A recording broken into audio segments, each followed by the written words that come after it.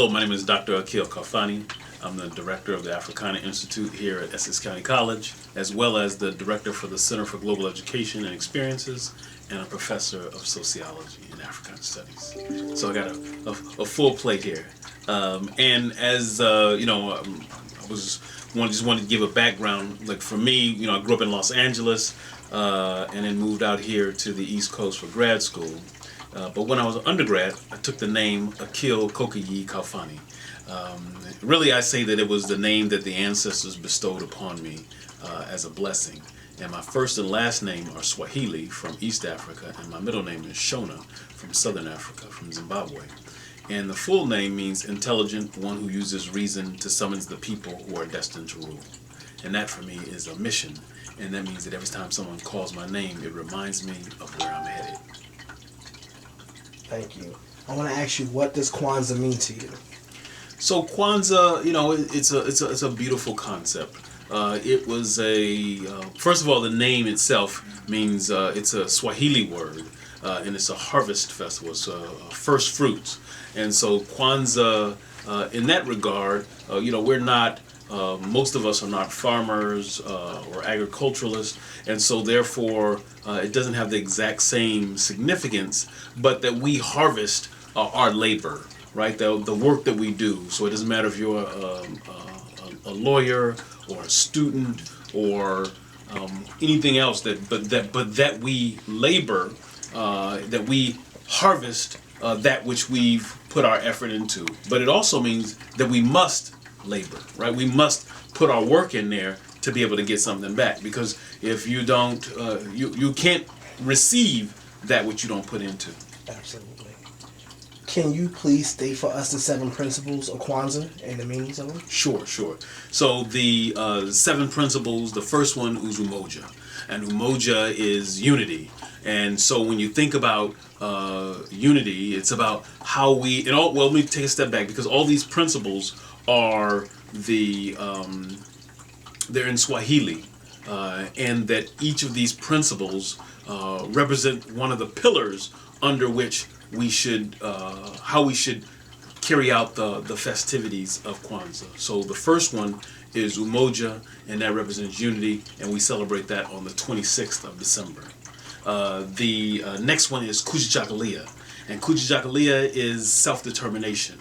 That we need to have our own, we need to be determined to be successful. We need to be, we need to have the power and will to determine our own destiny. And as we do so, then we have a place where we're powerful, right? Because we then are not allowing others to control our destiny. We look at Harriet Tubman, we look at all these other folks. They were destined to be successful, but they had to choose to do so in the face of all the atrocities that were in front of them, in the face of white supremacy and all these other things. So we have to think about that and begin to push the envelope differently. The next principle, and that one is celebrated on the second day, so that's the 27th. The next principle is the Ujima, right? And Ujima is collective work and responsibility. And as we think about collective work and responsibility, that we've got to put in the work to reap the benefits, as I was suggesting before. And so there again, that's the next day. Each one is one day in after the 25th, so the 26th all the way to the 1st. The next one is Ujamaa, which is cooperative economics. We've got to pool our financial resources together so that we can rely upon each other in ways that were similar to our brothers and sisters on the continent. We think about the idea of the village. We say it takes a village to raise a child. No, it takes a village to create a foundation for a people. That village is what we all operate on. And so we have to go back to that base. We have to think about how does that village play itself out in such a way that we all collectively can be successful. How can, if you look at Tulsa, Oklahoma, right, what they call Black Wall Street, that they were successful because their money recycled in that community many, many times over. And that's what we've got to get back to. Next we have Nia, which is purpose. What's your purpose? Why are we here? That's why I think the beauty of a name That's why we went, when I was an undergrad back in the 80s and folks in the 60s and 70s, the reason we changed our names was because we needed to redefine what our purpose was. See, many of us, our names were the names of the slave masters. So if you grew up, if your family grew up on the Williams plantation, everybody's name was William. It didn't matter where you came from or who you were. If you grew up, if your last name was Jackson or Johnson or Jefferson or whatever, any of those names, those are the names of the slave masters. And we we got the idea from really from the Nation of Islam. Right, when they began to Malcolm X, the reason they took on the X was to get rid of the bastions of white supremacy that were over them, and that last piece of it was their name. And so therefore we've got to have purpose so that we can be clear on where it is that we're headed and what we're doing. The next one is Kuumba. Kuumba is creativity, right? We are beautifully creative people, and we have to tap within that beautiful creativity within ourselves, and then use that to do all the things. So we're here in Newark, where you have Mary Baraka, who was a proponent of someone who continued the ideas of Kwanzaa, and had he was a poet, and all these great things that he did, a playwright, and so therefore that gives us the understanding that you too, I too, we too can be creative and use our creativity to create wealth, to reinforce our culture and history, and all those things. And the last one is Imani, which is faith. We have to have faith that we can be successful in whatever we put our minds to. There's nothing that we can't do. If we are committed to who we are as a people, and we have faith that we as a people can and will be successful, we will. So those are the principles of Kwanzaa. And those rest on what we call the Kinara, right? And so the Kinara is a candle holder, and then you have in it Mishuma Saba, which are the 7 candles and each one represents a principle. So they're in red, black, and green. And so then that's how we have the foundation of what Kwanzaa is about. When did you start celebrating Kwanzaa and why? I had to think about that.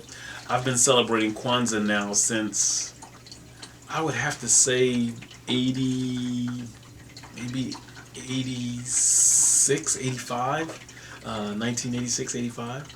And I was introduced to it. In fact, my uncle, even when I was a teenager, my uncle used to say Happy Kwanzaa all the time. But he didn't actually know all the rhymes and reason of what it meant. But he would always say Happy Kwanzaa. And he had been doing that since the 60s, he said. And so then it took me, the next generation, to actually investigate and find out what it was and to bring it to fruition. And so since then we've been celebrating it because it's important for both my family and the community. So I don't just do it in my household, I do it in my household, but I also do it in the community at large because we want to make sure that we're celebrating Kwanzaa for and the principles of Kwanzaa, right? And what those underpinnings are for folks so that they know them, so that they can, we have, for instance, we have an ear of corn that we use that's on the Kwanzaa table. We have a grass mat that's at the table, and the grass mat represents the foundation. And so when we know that the community, the family is the foundation, and that the ear of corn represents the youth, that we know that we're having this symbiotic relationship between the youth and the elders, and that we're continuing. But the way we continue is that we practice our culture. So Kwanzaa is a way of instilling and practicing our culture. Would you suggest that all African Americans celebrate Kwanzaa instead of Christmas? It's interesting. I get that question a lot. And so I would say no, because Kwanzaa is not a replacement for Christmas, right? They're not in competition.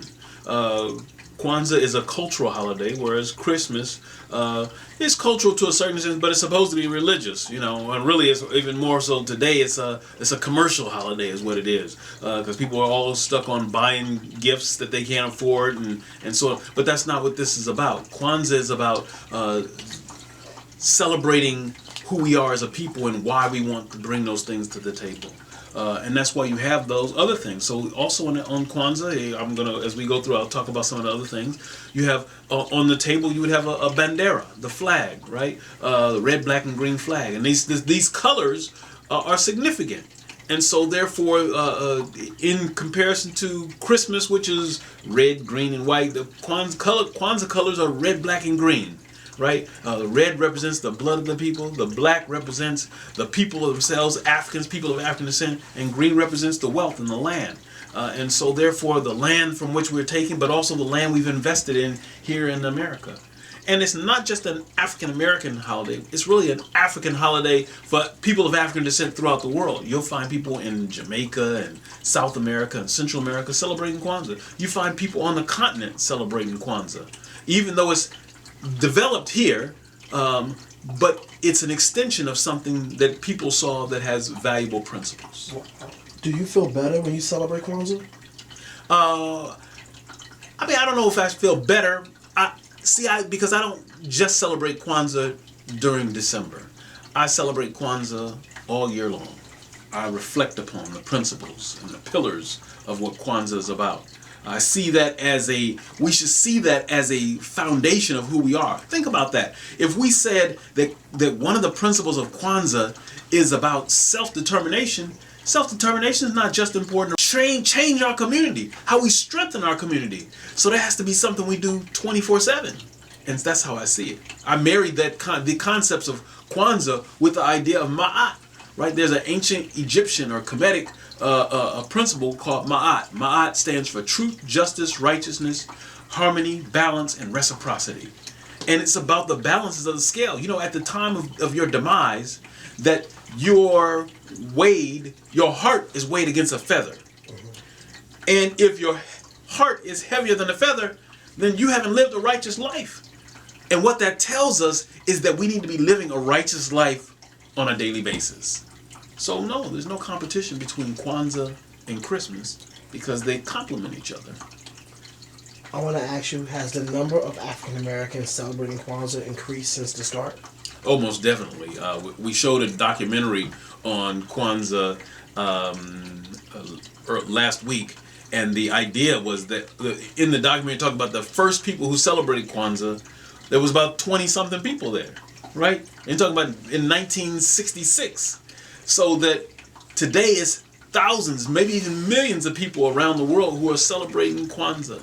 And, you can go and buy things from different places. And Kwanzaa is also about, there is a gift-giving component of Kwanzaa, for instance.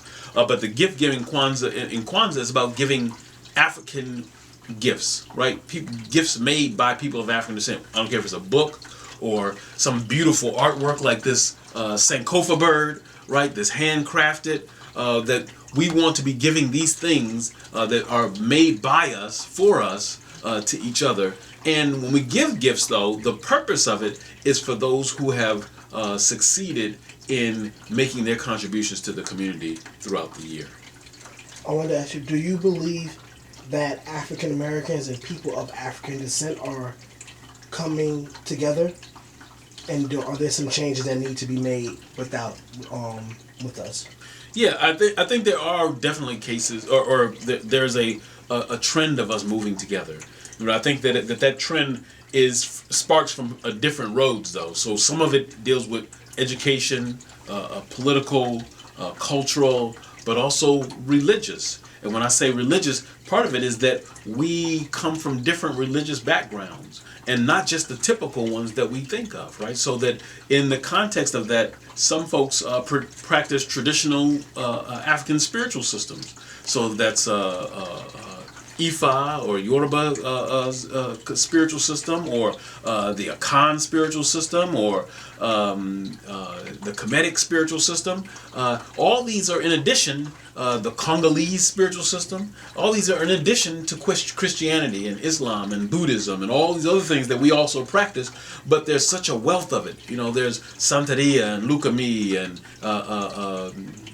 another one out of Trinidad, which is Shango Baptist. All these different, in Brazil they have Candomblé. And so all these different spiritual systems stem from Africa, from people who were enslaved and or those who came over on their own, and they brought with them those spiritual systems. And deeply embedded with those is a sense of of upliftment, right? Even we have these ideas that Europeans perpetrate onto us. For instance, like voodoo, right? We would suggest it. Oh no, we don't want to. But in reality, each one of these are really about upliftment. Voodoo is about the elements, the air, the wind, the fire, the earth. All this is what it's about at its core.